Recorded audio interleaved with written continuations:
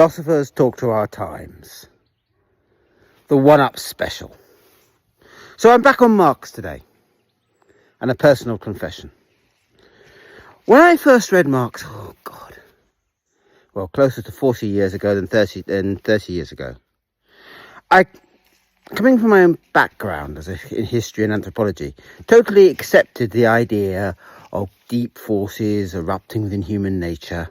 It's kind of Hegelian without knowing it. And I really liked the idea of machines and how they change the nature of humanity.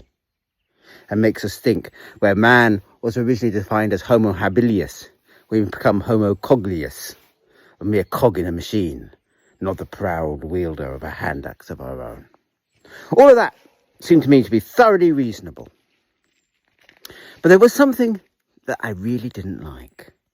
It was the notion of ideology.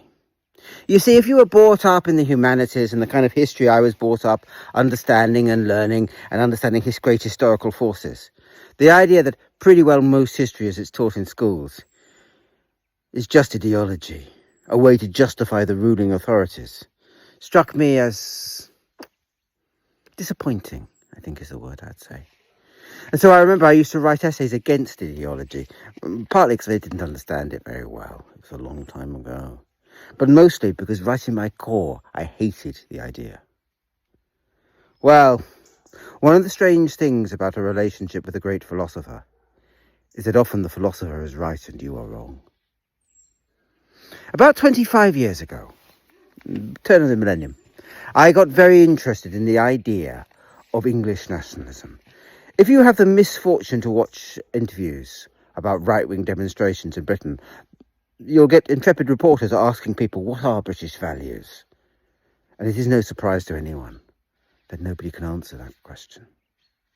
Well, 25 years ago, I wanted to answer that question because I had discovered something terribly exciting. Really terribly exciting if you're me and a historian and a storyteller and all the rest.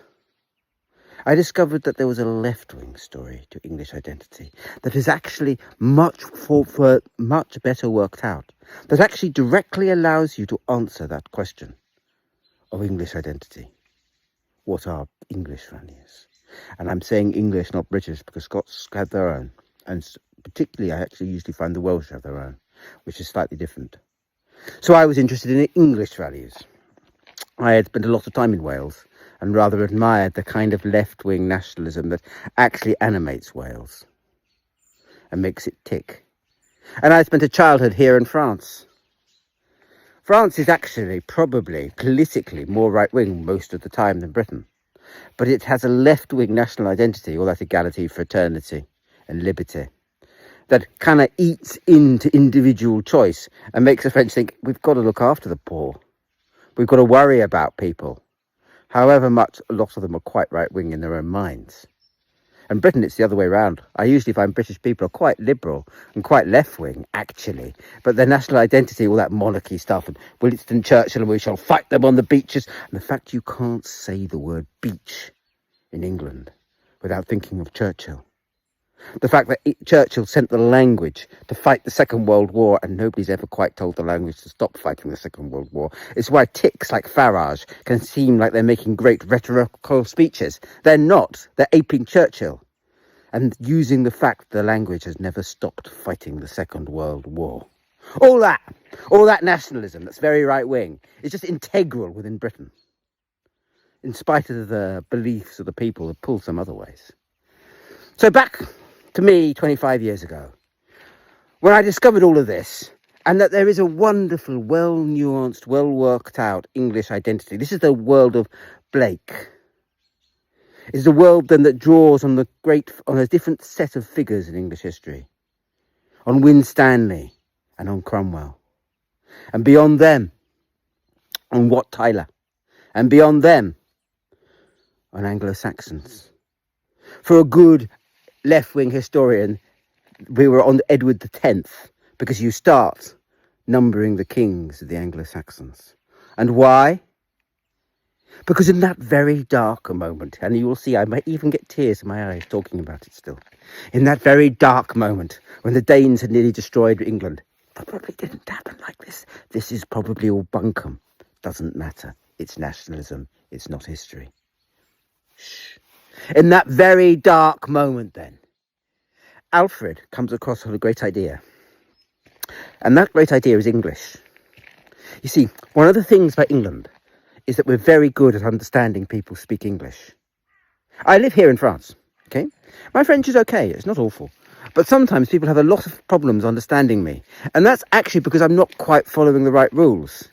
Because the French aren't brilliant at understanding people speaking a language that's nearly French, but not quite. Well, the English, well, they'll already call you an Englishman if you can do it. One of the things that English is good at, with a language without grammar, is understanding people who don't really speak English, speaking that language that is nearly English. And then we just call it all the same language. That is the invention of Alfred the Great. You see, he looked at, what was it that united Mercia and the Saxon lands and Northumbria? It wasn't anything. There'd always been different cultures, different countries. What united them was a language that could just about understand each other on a good day. So he just called it all the same language. And we all live then in the legacy of that diverse language. See what that means? It means that England, I'll get back to Marx in the end, don't worry, is naturally tolerant. If you ask me what is English values, I would say it's tied to the language. It's an ability to cope with ethnic diversity and a self-confidence to allow for different cultures to exist within the same country. It is integral to that identity, to the Anglo-Saxon identity. And when it is broken down, as for instance it is in Aelfred the Unready, you always get disaster, massacres and outrages. And that story, starting with Alfred, you can follow it through English history, all through the Civil War, all through London in the 18th century, famously radical, full of alcohol, gin and coffee, until it all quietens down when tea becomes the national drink and everybody's forced to calm down. This great national story, terribly rebellious, great fun, struck me as the obvious national story for England. I remember I wrote rather a lot about it, and it's not just me. People like Billy Bragg will sing about it. This is the world of New England. And in spite of its logical, in spite of its mythic cogency and its closer relation to history than the right-wing story, or that awful Henry VIII, which has got very little to do with actual reality, it never ever takes off. And why? Why do people follow the nationalism of Cecil Rhodes, who deliberately went out to conquer an empire to stop a socialist revolution, and therefore helped create that myth of red, white and blue and the redcoats, over the myth of Oliver Cromwell and that attempt to rethink what it was to live in England, or Gerald Winstanley and the idea that the earth is a common treasury open for all, where all have to be made welcome? Why?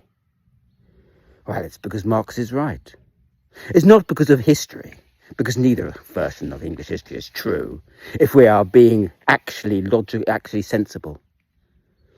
Henry VIII was a fat tyrant with very little to appeal. And as for Cromwell, for all my love of the idea of Cromwell I have in my head, I have no illusions. Translated into modern language, he would be a religious nut. Well, I say a nut, he would be an American preacher, but so would Charles I, because that was where the meridian was in those times. But his arguments, his ideas translated now, feel radical and different. All right. So it doesn't matter that the history is false. What matters is there's no money behind it. The point about the left-wing version of history is that it attempts to challenge the status quo. But that's not what ideology is about. Ideology is always about justifying the status quo. It doesn't matter then if your story is beautiful and full of high ideals and wonderful, wonderful values. Poppycock! Who cares about that? Who cares about your diverse culture and your inclusive language when there's money involved? Because nationalisms get made by those that shout the loudest, and those that shout the loudest have the most money because they echo their shouting. And so you get that tragedy of people saying they want to follow British values, and beyond a simple level of racism, they have no idea what those values are. Why? because it's not in the remit of those that are teaching them to shout to actually give them values. All they care about is that the left is permanently kept down and that nobody challenges their right to earn billions, and they have enough millions to spend on it. Marx, you see, in the end was right.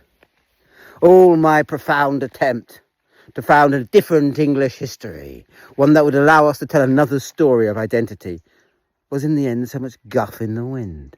Oh, beautiful and noble and all the rest. But at odds with the reality of the political structure of the times, and so going nowhere. I guess this is a cautionary tale about how you have to understand revolution and not be sentimental in the end, because you could be sure as fudge the other side isn't.